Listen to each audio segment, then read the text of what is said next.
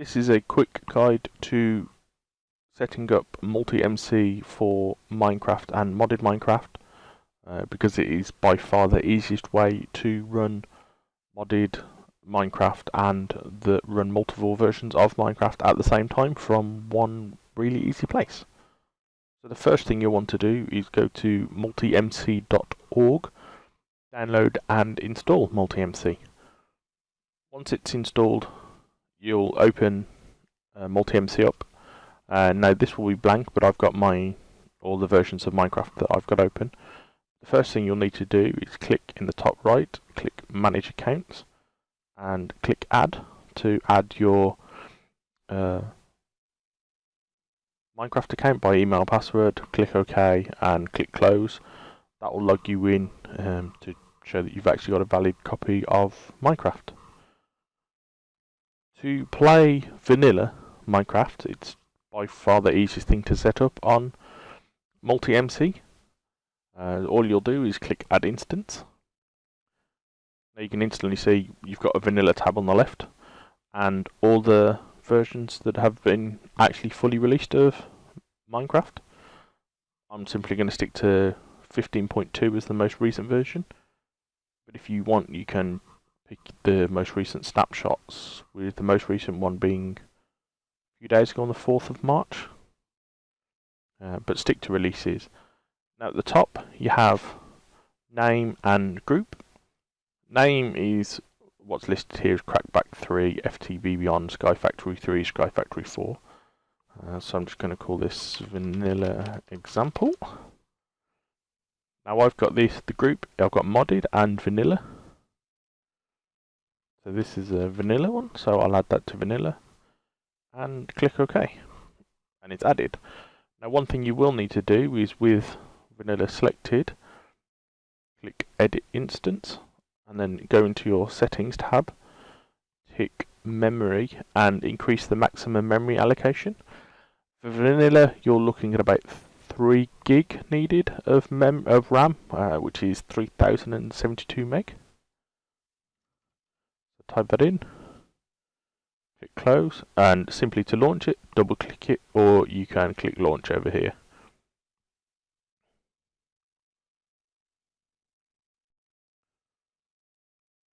Now to install modded Minecraft from a mod pack. These will be things like your FTB packs, your tech kit, your crack packs, anything basically where someone has put a lot of mods together and created a download, and it's a zip file. Similar to creating vanilla, the first thing you want to do is click Add Instance, and this time click Import from Zip. And then you can click Browse and fuck.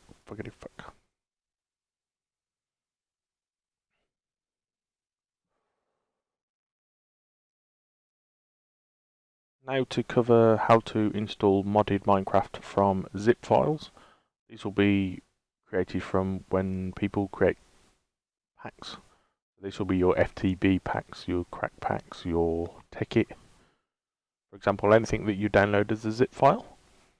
Now I will quickly go into, if you go into like CurseForge, you hopefully will see a download icon up there. Now if you don't, so for Crackpack 3 example, there's no download. What you can do is click Files, click on the main file, the R stands for Release, and then when you're in here you find the download button, and as you see that will download a zip file. Now I've already downloaded the zip file, it's up here, so I will click Add Instance, Import from Zip, click Browse. I shall find my folder and click the zip. Give it a name. Again. And group. Obviously this is modded, so I shall put it in my modded group and simply click OK. It will go through this process of extracting the mod pack, downloading, installing the mod pack, which takes a minute.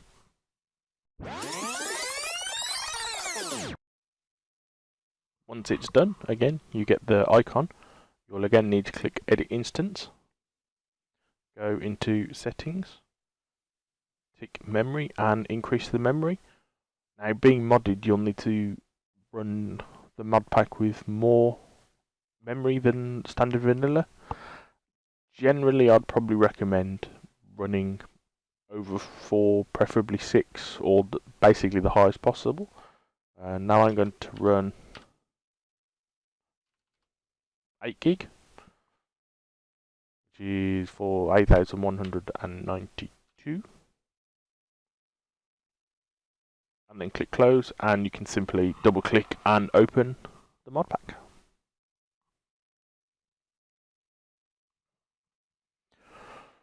The final one is if you want to either create your own mod pack or run a single mod on its own. And now, as you can see here, I've got the Techtopia mod downloaded. The mod on it, any mod on its own will simply be a jar file.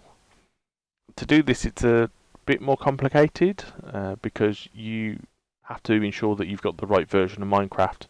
You have to, especially if you're installing multiple mods, make sure that there's no conflict between them, or there's no problems with recipes, or that sort of stuff. You also preferably need to know which version of Forge to use, but it's not that necessary, but I'll sort of cover that in a second. So this is simply downloaded from clicking that button, and it downloads the jar file. Now again, to install this, you click Add Instance, give it a name.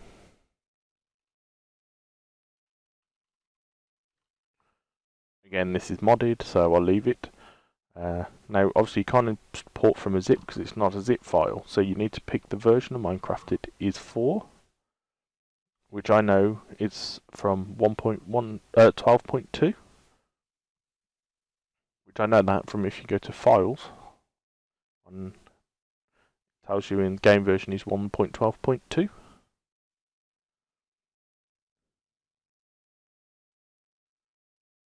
Click OK. And again, it creates here. And now you'll need to click Edit Instance. You'll then, in Version tab, need to click Install Forge. Now the version of Forge you install will need to be the version that the mod requires. If you can't find it out or don't know, generally go with the one with a star next to it, as that is most probably going to be the correct one. If it isn't, the only time I've had it where it isn't, Minecraft errored, but hopefully it did then say that the specific mod needs version 14.23 point whatever, and it told you the version it needed.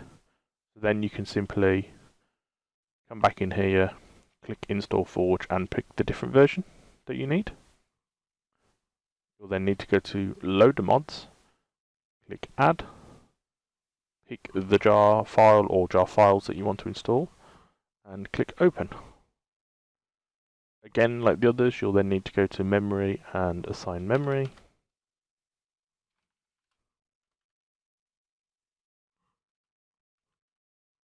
Helps if you can type. And that's it. Again, double click or click over here to click Launch, and that will open that version of Minecraft. Now, in all those examples, I covered how to increase the maximum memory that is allocated to Minecraft.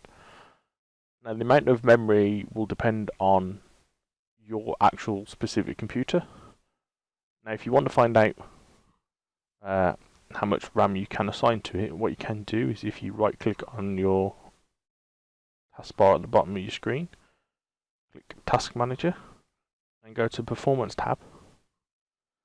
Under Memory, you can see that I'm currently using 4.9 gig of 31.9 gig of my memory.